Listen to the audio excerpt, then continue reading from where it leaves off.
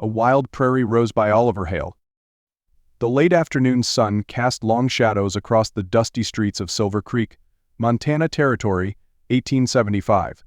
Rose McKinnon wiped the sweat from her brow as she heaved another crate of medical supplies onto the weathered wooden shelves of her newly acquired apothecary.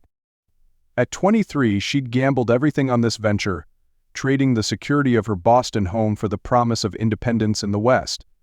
The bell above the door chimed, and Rose turned, expecting Miss Henderson with her weekly order of willow bark tea. Instead, she found herself staring into the most striking pair of green eyes she'd ever seen. "Miss," the tall stranger said, touching the brim of his black Stetson. His voice was deep and smooth as honey, though his expression remained guarded. "I heard there was a new doctor in town." Rose straightened her spine, ready for the usual dismissal once he realized the doctor was a woman. "That would be me. Rose McKinnon, physician and apothecary." She extended her hand, professional and confident despite her racing heart. He hesitated only a moment before taking it. His palm was rough with calluses, but his touch was surprisingly gentle. "Luke Brennan, ranch foreman at the Double Creek spread." His eyes flickered to the diplomas hanging on the wall behind her, then back to her face. "I got a ranch hand with a nasty gash that needs tending. Our usual doc retired last month. I can help with that." Rose reached for her medical bag, already moving with purpose. "Where is he?" "Back at the ranch. It's about 5 miles out." Luke shifted his weight, looking uncomfortable. "I brought a spare horse, but if you'd rather I fetch the patient?" Rose was already pulling on her riding coat. "I've been riding since I could walk, Mr. Brennan. Lead the way." The ghost of a smile touched his lips as he held the door for her. The ride to Double Creek Ranch gave Rose time to study her companion. Luke Brennan sat a horse like he was born to it, his broad shoulders relaxed but alert. The sun had weathered his face, but she guessed him to be around 30. A thin scar traced his jawline, and she found herself wondering about its story. "It's not what you expected, is it?" she asked, breaking the comfortable silence. "Having a woman doctor?" He glanced her way, and this time the smile reached his eyes. "Miss, out here we learn pretty quick not to judge by appearances. My best ranch hand's a Chinese fellow who can outride anyone in the territory. My cook's a former slave who makes better beef stew than any fancy French chef." He shrugged. "What matters is if you can do the job." Something warm unfurled in Rose's chest at his words.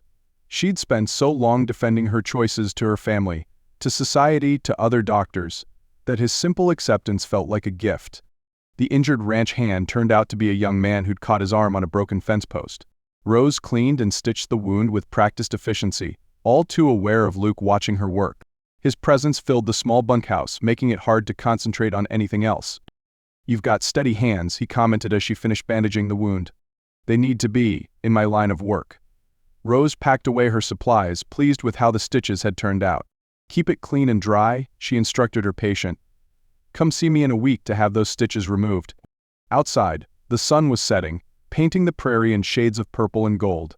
Luke helped her mount her horse, his hands lingering at her waist a moment longer than necessary. "I'll escort you back to town," he said, swinging into his own saddle. "That's not necessary. I know the way. Maybe I just enjoy the company." Their eyes met, and Rose felt her cheeks warm, despite the cooling evening air.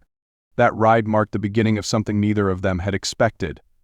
Over the next few weeks, Luke found various reasons to visit her shop: minor injuries among his men, requests for supplies, questions about herbs for the horses. Rose found herself looking forward to the sound of his spurs on her wooden floor, the way he'd lean against her counter and tell her stories about life on the ranch while she worked. She learned that he'd been orphaned young, raised by his uncle on a Texas ranch until the war came. He'd fought for the Union, then drifted west afterward, unable to settle until he found his place at Double Creek. He listened with equal interest to her tales of medical school, of the professors who'd tried to discourage her, of her dream to bring modern medicine to places that needed it most. The town noticed their growing friendship. Rose caught the knowing looks from her customers, the whispered conversations that stopped when she entered the general store. She told herself it didn't matter, she hadn't come west to find a husband. She had a practice to build, patients to care for. But when Luke brought her wildflowers he'd picked on his morning ride, or when their hands brushed as she passed him a bottle of liniment, she couldn't deny the way her heart leaped. Everything changed the night of the autumn storm. Rose was awakened by frantic pounding on her door. She opened it to find Luke, rain-soaked and desperate. "It's Sarah, the ranch owner's wife," he said without preamble. "The baby's coming early. There are complications." Rose grabbed her medical bag and ran out into the storm with him. The ride to the ranch was treacherous, lightning illuminating the rain-slicked trail. Luke's hand found hers as they approached the house, squeezing it once before letting go. The next few hours tested everything Rose had learned in medical school. Sarah was weak, the baby breech, and for a time Rose feared she might lose them both. But as dawn broke over the prairie, a healthy cry filled the room, and Sarah held her daughter in trembling arms.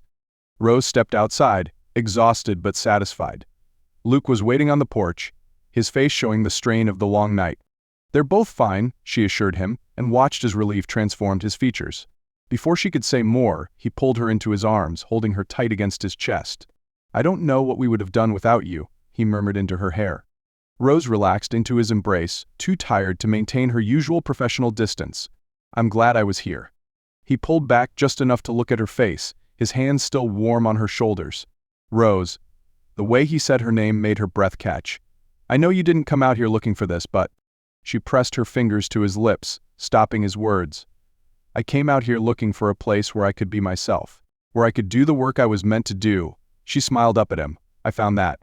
And then I found you." The kiss, when it came, was as natural as breathing. His lips were gentle on hers, one hand cradling her face while the other drew her closer. Rose wound her arms around his neck, feeling the solid strength of him, the steady beat of his heart against hers. When they finally parted, the sun was rising over the prairie, turning the rain-washed world to gold. Luke rested his forehead against hers, his thumb tracing the curve of her cheek. "I love you," he said simply. "You're the strongest, most remarkable woman I've ever known. I don't want to change you or hold you back. I just want to be part of your life, if you'll have me." Rose felt tears in her eyes. All her life she thought she had to choose between love and career, between being a woman and being a doctor. But here, in this man's arms, she finally understood that she could have both. "Yes," she whispered, and kissed him again as the new day dawned.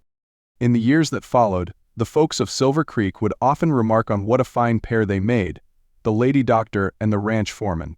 They'd tell stories about how Luke would help Rose gather herbs for her medicines, how she'd ride out with him to tend sick cattle, how their love had grown from respect and understanding into something as enduring as the Montana mountains. Rose kept her practice, expanding it as the town grew. Luke continued running Double Creek Ranch, though he bought shares in it over time. They built a house halfway between the town and the ranch, with a special room for Rose's medical supplies and a broad porch where they could watch the sunset together.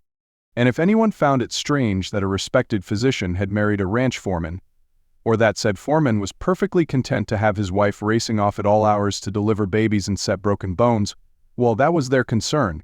Rose and Luke knew they'd found something rare and precious, a love that didn't diminish either of them, but made them both stronger.